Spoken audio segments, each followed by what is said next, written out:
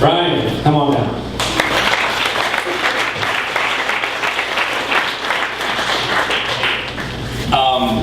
When asked to speak about this like lightning bolt moment as like an entrepreneur, I cannot think of how far away from my actual reality that is. You think of something about like having this thought, getting it in your head, and then all of a sudden things take off and go well. My story of entrepreneurship is one of tragic failure, constantly, over and over again. And when I think about that, I'm reminded of this quote that people say, and there's so many people in this room, I'm sure everyone has heard it, where they say entrepreneurship is sexy. Like, whoever the hell said that is clearly not an entrepreneur, because it is anything but sexy. It's a messy, messy, messy sport. So after a previous project that I worked on, it was a $2.5 million capital project. I basically spent 3 years, is this off? Sorry about that. This actually works perfectly for everything I do. I spent about 3 years of my life begging people for cash. And after that, I swore two things. One, that whatever I did next, I would not do by myself. And two, that whatever I did next, I would start with $200. And I am not a chef. I've worked in the service industry. I basically cleaned up puke at a bar for 5 years. And knew I wanted to do something in food. And I was constantly complaining about the dining scene in New Orleans, which was one that you can drink at a bar in New Orleans, God bless the city, I love it, until 6 a.m. But our last table service at a restaurant is right around 9:30. Usually a recipe for disaster, especially for a 22-year-old. So me and my friends were constantly stumbling out of these bars. This is such a terrible story. Me and my friends were constantly like stumbling out of bars at 2, 3 o'clock in the morning and looking for something to eat, and the only options were things that would make you feel even worse.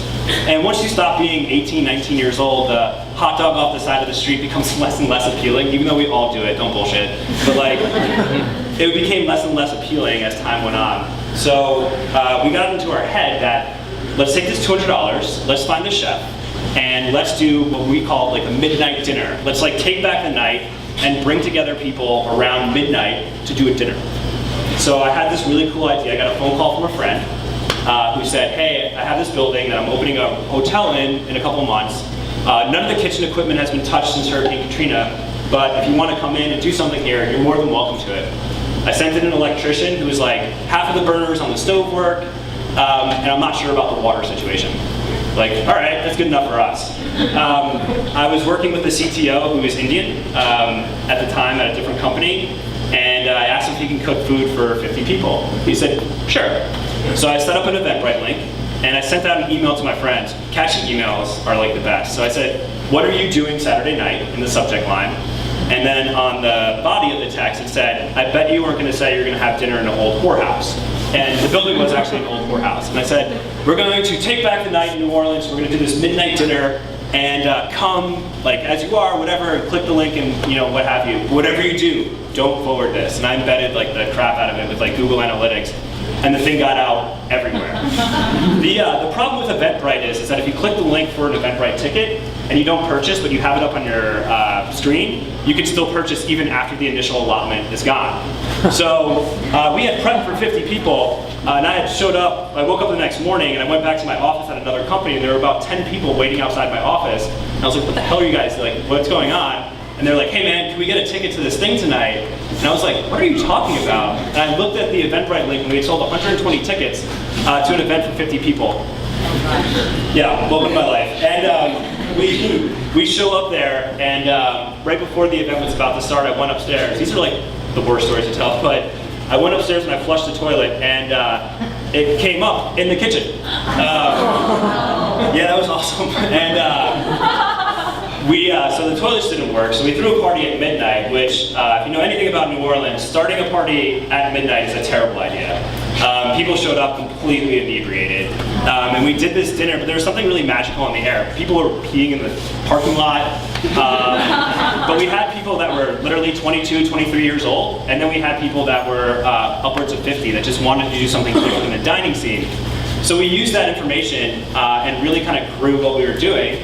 And we started a membership-based organization, and basically each step of the way, we've just listened to our chefs and we've listened to our consumers, and we have literally messed up everything that we have done in every step of this business.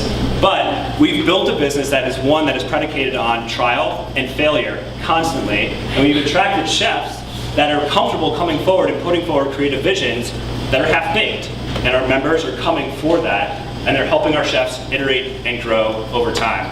So that's, out of time, I'm pretty sure I am. That's it, that's Dinner Lab in a nutshell. Hope that makes sense.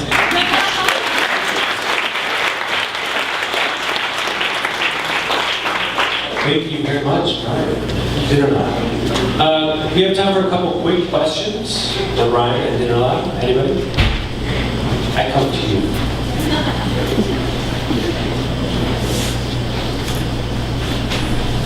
Hey, I'm Allison. I work for Shake Shack. How do you deal with health codes and permits and all that when you're using like a temporary space, there's food involved? It really depends on the jurisdiction. We basically get subpoenaed in every city that we go to. And then we really do figure it out. So we prepare most of our food in a commissary kitchen, and we have a fully mobile kitchen that we bring on site into the random locations. And we're set up as a private membership-based organization. So kind of waive your right to most things. And then our guests that come, they basically become a member of our organization for 24 hours. So that's how we're preparing in a fully certified kitchen, but that's kind of how we get around cooking on a helipad. Anybody else have questions for Ryan? Just kidding.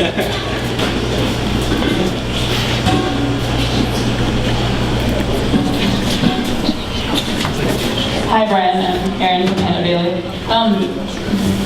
You mentioned helipad and whorehouse. What are some other places that you like? What are some of the craziest places that you've done these in, and how do you find these insane locations? A combination of a couple things. So we have a team that does nothing but research locations at this point.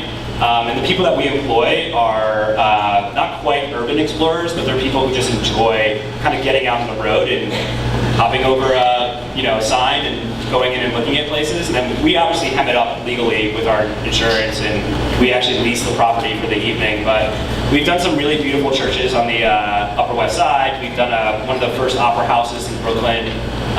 It's really cool for us to be able to give people the opportunity to explore in the city that they grew up in, kind of walking by and saying, I've always wondered what is behind that door. And we really look for places that are aspirational, if that makes any sense. So places that are trying to become something they're not, because that kind of tells the story of our chefs as well.